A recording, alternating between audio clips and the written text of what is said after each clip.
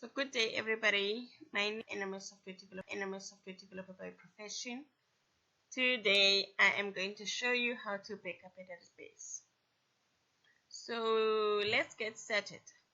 What are the reasons why you would want to back up a database? So it is very important to have a backup of your database in case your data gets ruined. So it will help you in recovering that data, and then it will help you with continuing with your business or with your work, whatever you use your database for. So it helps with continuity. So let's go. So when you back up a database, you need to go to your database, the database that you want to back up. So in this case, we want to back up the AdventureWorks database, and here we go. You go to tasks and you go to backup.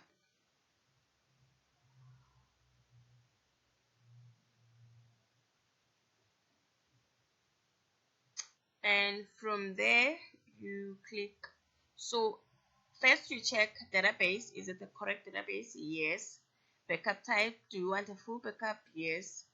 And you check, do you want to backup to disk? Yes. And we're on the C drive. If you want to backup to somewhere else, you can simply change this. It's easy. And then from there you can actually explore media options. So it's asking you if you want to back up to the existing media set. No, you don't have to. You can ignore all of this.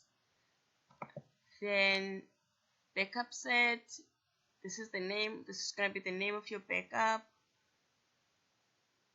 And it's asking you if you want to use a compression setting. You want to use the default setting. All of this doesn't matter as long as you want to do just the default backup. So we go back to general and you click OK.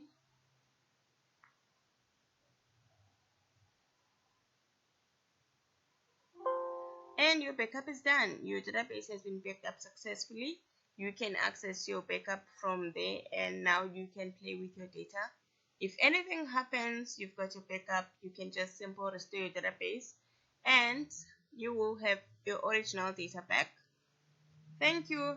Thank you for watching my video. Comment, like, and subscribe. See you in the next video.